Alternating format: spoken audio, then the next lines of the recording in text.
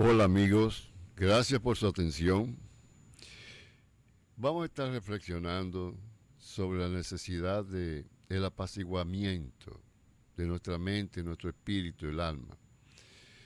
Vivimos tiempos de mucha excitación, exacerbación del ánimo, del humor, y las personas tienen una tendencia ahora mismo, todos tenemos esa tendencia a hablar más alto,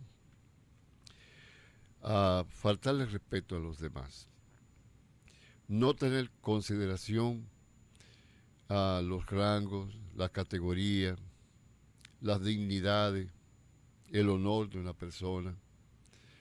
Estamos hablando del adesentamiento de la comunicación en los medios sociales.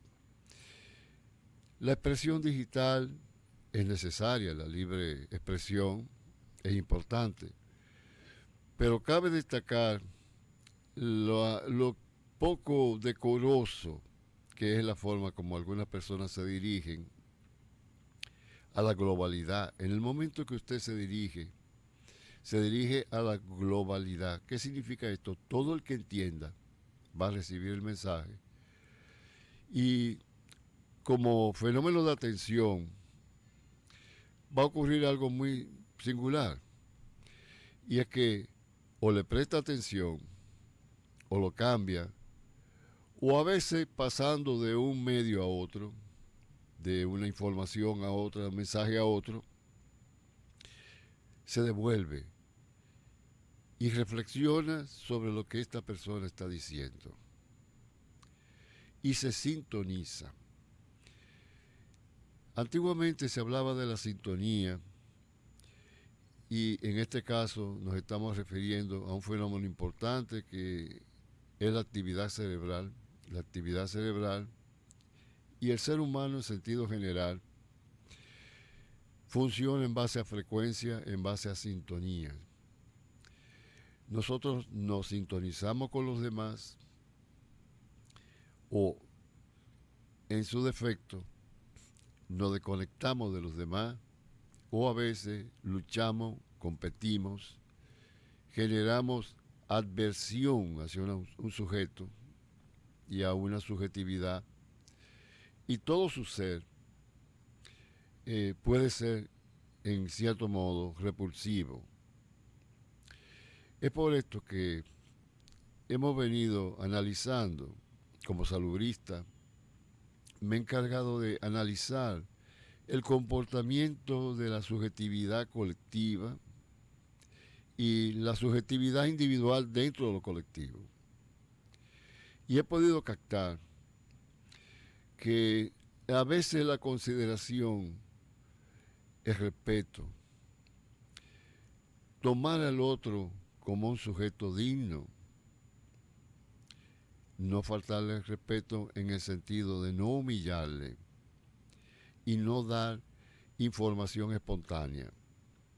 Los seres humanos, como salubrista lo sé y como psicoanalista, el psicoanálisis funciona así. Nosotros, una persona se confía en nosotros y se confía en base a lo que se llama la transferencia. Sobre la figura y la presencia del analista se generan toda una serie de asociaciones libres que vienen desde el nacimiento de ese sujeto. Cuando se dan alteraciones en el psiquismo, entonces apela por motus propio, o sea, por interés propio, apela a la presencia del analista en un ámbito singular, donde él y el analista van a intervenir. En este sentido, entonces, se hacen las entrevistas preliminares y en ellas entonces se determina si el sujeto tiene una propensión a la neurosis, sufrir de ansiedad, angustia, y es bueno que revelemos dos elementos importantes como es la angustia y la ansiedad. La ansiedad es general, no tiene objeto y está enmarcada hacia el futuro. El sujeto se coloca, ¿qué me depara el futuro? Y en ese predicamento y en ese cuestionamiento sobre lo que le depara el futuro, se agita, se preocupa.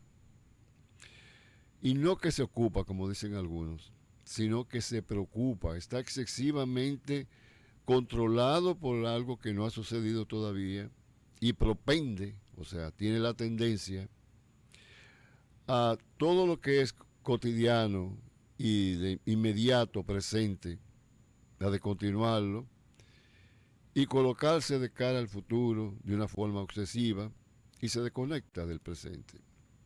En el otro caso está la angustia. La angustia tiene una participación somática. El sujeto se altera el corazón, se altera el sistema gastrointestinal, que es generalmente el que más sufre. La persona sufre náusea, sufre dolor, gastritis, y se revela entonces lo que es la rememoración del pasado o del presente. La angustia generalmente está supeditada al pasado, lo que te han hecho o lo que tú has hecho a otra persona. Entonces ahí se coloca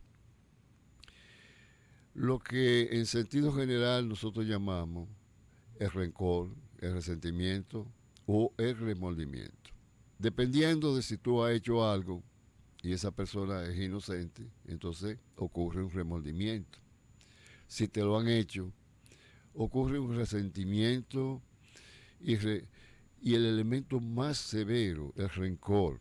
El sujeto guarda en su interior una rabia que en cualquier momento estalla en el sistema motor y la persona se dinamiza y genera entonces un daño a un mueble, a una persona, a sí mismo. Entonces vamos a estar reflexionando sobre esa línea en esta plataforma de la verdad, en esta plataforma que genera la esperanza de todas las personas. No vamos a hablar en sentido del país nada más, sino todo el que entienda y reciba el mensaje puede reflexionar sobre la necesidad que tenemos de autorregularnos. Porque no depende inclusive ni siquiera del Estado, ni de los elementos que tienen que ver con la regulación en la administración de la justicia, no tiene que ver ni siquiera con el gobierno central, municipal, local, sino con el gobierno de sí mismo. Estamos apelando en este tiempo preparatorio de la Semana Santa a lo que es la línea de la autorregulación de la mente, de los procesos asociativos que se dan en los reflejos que tienen que ver con la respuesta inmediata frente a los estímulos externos. Que demoremos un poco y recapacitemos antes de nosotros devolver una mirada enojada, devolver una palabra inadecuada que va a herir un sentimiento. Entonces que tomemos este tiempo para reflexionar antes de actuar. Los seres humanos, por el arco reflejo que en un momento vamos a explicar en una de estas entregas, tiene que ver con la reacción que el sujeto tiene de los estímulos externos del medio, ya sea una persona, una cosa, la temperatura. Entonces a partir de ahí el sujeto reacciona, dependiendo de la reflexión que tenga. Porque hasta los animales, por ejemplo, tú pisas a un perro y ese perro no te muerde de una vez. Hace lo que se llama la ruta de la significación. Grábese eso. Es una trayectoria. Han tenido una relación y esa relación la ponen a disposición de lo que ha sido la agresión. Esto lo hablamos por la prevención de la violencia intrafamiliar. Esta violencia en la cual un sujeto reacciona inmediatamente, reacciona cuando su pareja adopta una conducta o una actitud de aceptar a otra pareja que no es él, entonces apela a la violencia, ultimar a esa persona, y a veces los familiares y a veces los descendientes. Y entonces luego ultimarse a sí mismo. Porque luego que la persona recapacita y ve la escena de lo que ha acontecido, fruto de la dinámica de su inconsciente, estamos hablando de la dinámica del inconsciente. Como psicoanalistas trabajamos sobre el inconsciente y sus manifestaciones, en el sueño, en los síntomas, en las relaciones interpersonales, en los actos fallidos, en los actos inclusive del lenguaje cuando nos equivocamos diciendo una palabra por otra. Entonces, en este tiempo, los invito a reflexionar sobre un elemento importante, la autorregulación personal. No solo el gobierno, central o no, no solo el liderazgo de un presidente que hemos elegido y hace el mayor esfuerzo para gobernar para todos. Decía Sigmund Freud que habían 3 elementos que él había encontrado sumamente difíciles, ya en sus años últimos, decía: educar, gobernar y curar. En este caso, yo les invito a que nos curemos a nosotros mismos, sobre todo con la ligereza con la que actuamos en la lengua, repitiendo lo que no hemos elaborado, lo que no hemos sido testigos, lo repetimos con una velocidad increíble, sin tener una evidencia de lo que ha acontecido. La otra es el inmediatismo en el proceso del reportaje digital. Una persona se cae, hay un gozo y unas grabaciones digitales, porque como estamos atomizados en la comunicación, en ese sentido, en lugar de socorrer a esa persona o compadecerla, nos reímos. Generalmente cuando alguien se cae, los seres humanos tendemos a reírnos. Hoy hemos traído esta reflexión fruto de lo más hondo de nuestro corazón.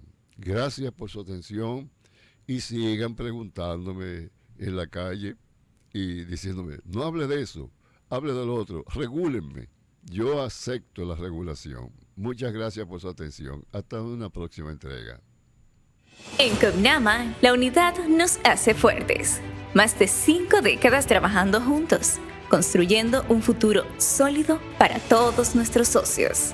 Nuestro Programa Nacional de Becas ha transformado sueños en realidades. Más de 1.800 hijos de socios han alcanzado sus metas, abriéndoles puertas a un futuro lleno de oportunidades. Con Copnamin y Copnamina sembramos la semilla del ahorro en los más pequeños, enseñándoles que cada moneda es un paso hacia sus propios sueños. En Copnama, más que una cooperativa, somos una familia, creciendo juntos hacia un futuro mejor. Copnama, un esfuerzo colectivo del Magisterio Nacional.